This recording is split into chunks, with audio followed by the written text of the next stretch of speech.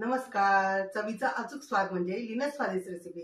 लीना स्वादिष्ट रेसिपीमध्ये तुमचं स्वागत आहे.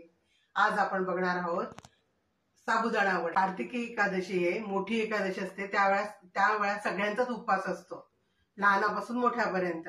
तर आपण नेहमी साबुदाण्याची खिचडी, भगर आमटी खातोच, पण मग साबुदाण्याच्या वड्याची फरमाईश सगळ्यांचीच असते घरातल्यांची.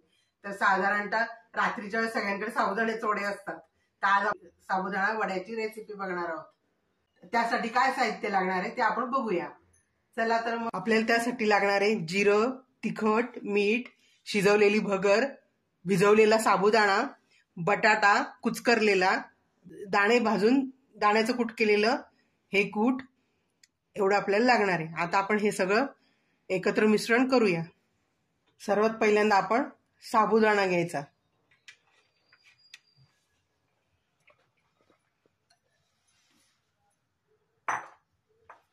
त्यानंतर ही शिजवलेली भगर, कुचकरलेला बटाटा,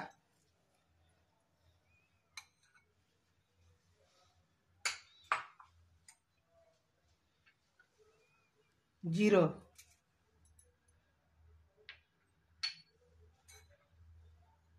दाण्याचं कूट,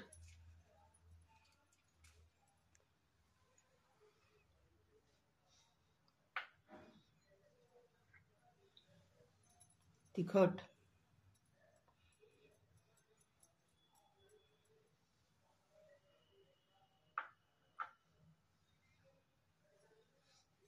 मीठ, चवीनुसार मीठ.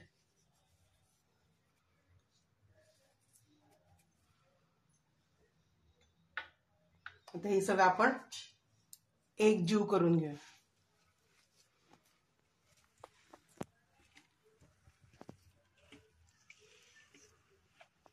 तुम्हाला जर आवडत असेल तर तुम्ही तिखटाच्या ऐवजी मिरचीचे तुकडेच पण टाकू शकतात.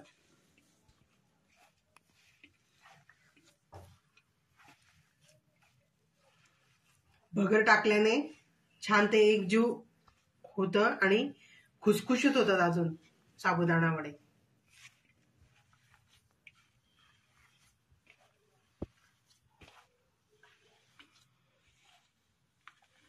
अशा प्रकारे आपण हे खूप छान असं मळून मळून एकजीव करायचं. आता बघायचं आपला वडा जमतोय का, नाही तर मग परत अजून थोडं एकजीव करायचं. जमतोय. आता आपल्याला हव्या त्या आकारामध्ये आपण हे वडे करून घ्यायचे, छोट्या मोठ्या आकारात तुम्हाला जसे आवडत असतील त्याप्रमाणे.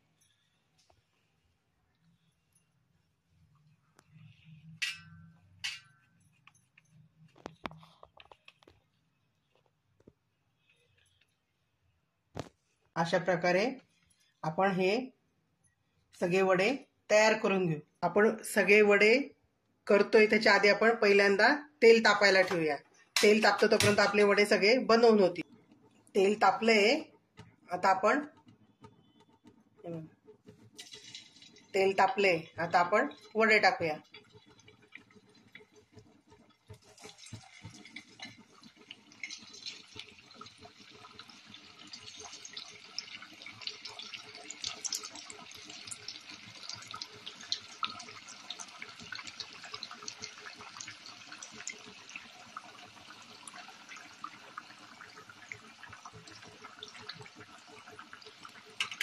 आणि मिरच्या पण फ्राय करून घेऊ. मिरची फ्राय करताना काय करायचं, थोडंसं असं तुकडा हे करायचा. जर अख्खी टाकली तर ती फुटते आणि अंगावरती उडते. मग आपण त्याला थोडीशी अशी चिर द्यायची, मग टाकायचं.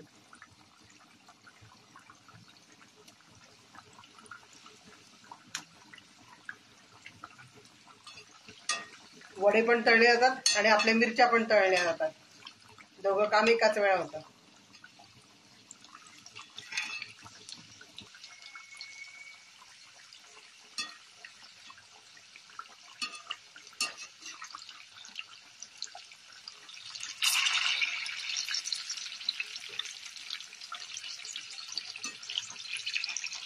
ह्या मिरच्या फ्राय झाल्यात. आता आपण त्या पहिल्यांदा काढून घेऊया.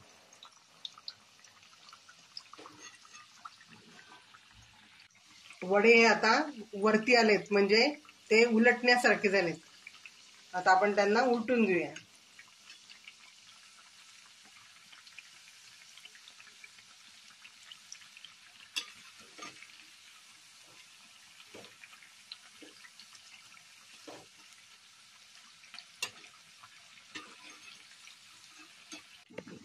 आता आपले हे साबुदाणा वडे छान कुरकुरीत खुसखुशीत छान तळले गेलेत.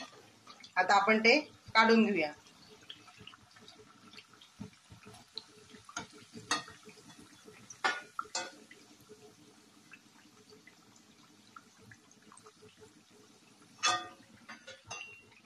काही वेळा ह्या तेलामध्येच साबुदाणा वडा फुटतो, पण आपले वडे तसे झाले नाहीत, कारण की आपण बटाटा, शिजवलेली भगर हे सगळं टाकून छान एकजीव केलं सगळं.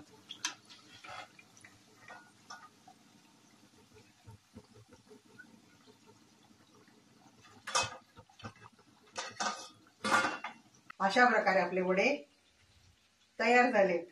हे वडे आपण दह्यासोबत खाऊ शकतो, मिरची फ्राय तोंडी लावू शकतो, परत आपली भगरीची आमटी असते ना, चिंच गुळ टाकून केलेली दाण्याची, त्याच्याबरोबर पण खाऊ शकतो, किंवा शेंगदाण्याची ओली चटणी पण आपण करू शकतो.